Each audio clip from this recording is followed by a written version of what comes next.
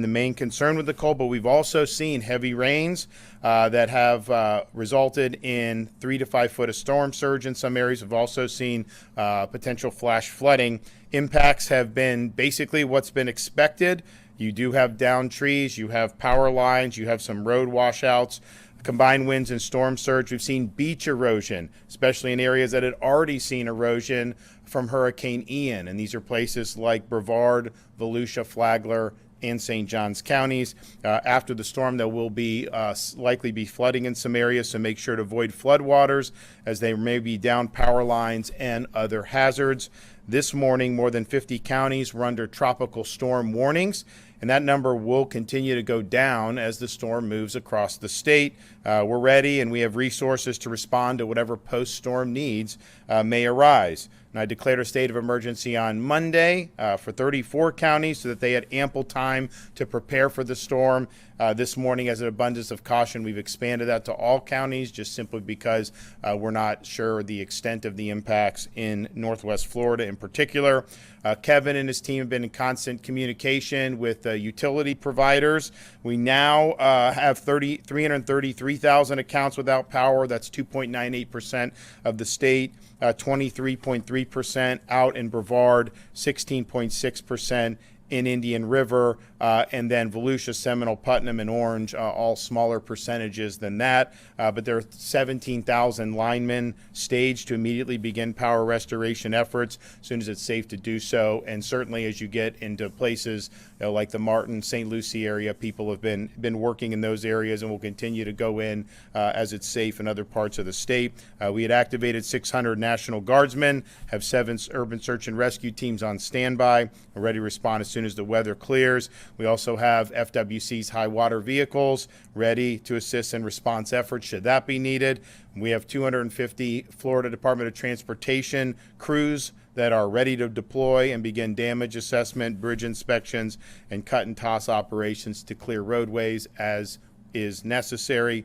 61 school districts are closed for today, and of course schools are closed tomorrow for Veterans Day. If you an updated list for that, you can go to FloridaFLDOE.org, FLDOE.org. I want to thank Kevin and everybody for working hard. This is obviously not as significant a storm as Hurricane Ian was, but coming on the heels of that, you're seeing communities, particularly in the Volusia County area, where you had a lot of that erosion on the coastline. This has put some of those structures in jeopardy, and they've been working very hard to make sure everybody's safe. So I want to thank everyone for their efforts there, and we'll hear from Kevin with further updates. Thank you, Governor. I appreciate your involvement and appreciate your leadership in helping us to respond to this event.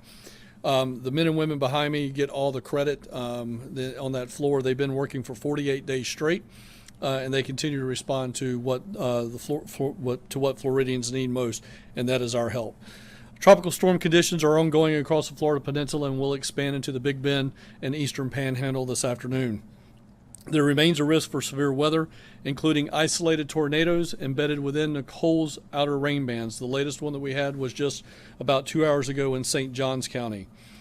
If you get a weather alert for a tornado, stay in the most interior room of your home and protect your head and body from debris with either a blanket, sleeping bag mattress, or any type of helmet.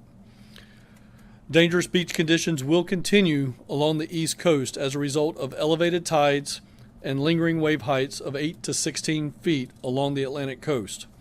Elevated tides, ocean swells, and strong winds will push water into the St. Johns River, leading to flooding along the river. The St. Johns River right now at Astor is back into major flood stage.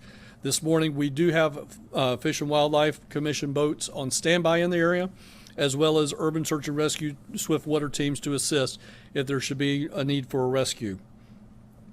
This storm is very large.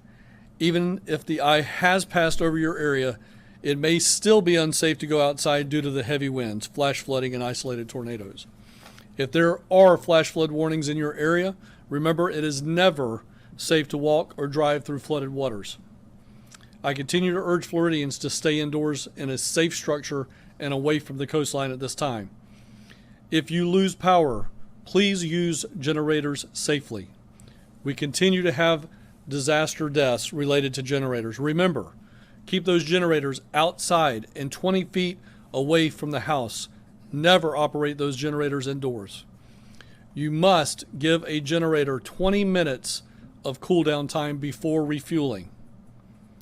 Avoid electrocution by keeping the generators dry. After the storm is gone, there will likely be large items of debris through impacted areas, especially along the coastline. Do not try to remove the large debris without assistance. There are volunteer groups that will be able to help you. Don't overexert yourself and put yourself into a risky situation. Additionally, do not touch or drive over down power lines or stay in areas of standing water. This can cause deadly electrocution. If you see exposed fiber optic lines or any wires for that matter, do not cut them. You can text, make a cell phone call, or use social media to report these lines that are exposed. The Florida Division of Emergency Management continues to coordinate with utility companies, as the governor has stated, to ensure crews are prepared to respond and restore power. Those crews are out now. They are moving up from the Palm Beach area into areas like Martin County and St. Lucie County to restore power. FDM liaisons have been deployed to support the following counties at their request: Orange County, Lake County, Seminole, Martin, Volusia, Brevard, Indian River, and St. Lucie. If you have questions about the status of the storm, please continue to contact our State Assistance Information Line or the SAIL line at 1-800-342-3557. For any more emergency information regarding Tropical Storm Nicole, all of that information is available on floridadisaster.org/Nicole. It's also available on the division's Facebook and on our Twitter page at FLSERT or at FLCERT. Thank you, Governor. Okay, all right, thanks. If we need any more updates, we'll be back.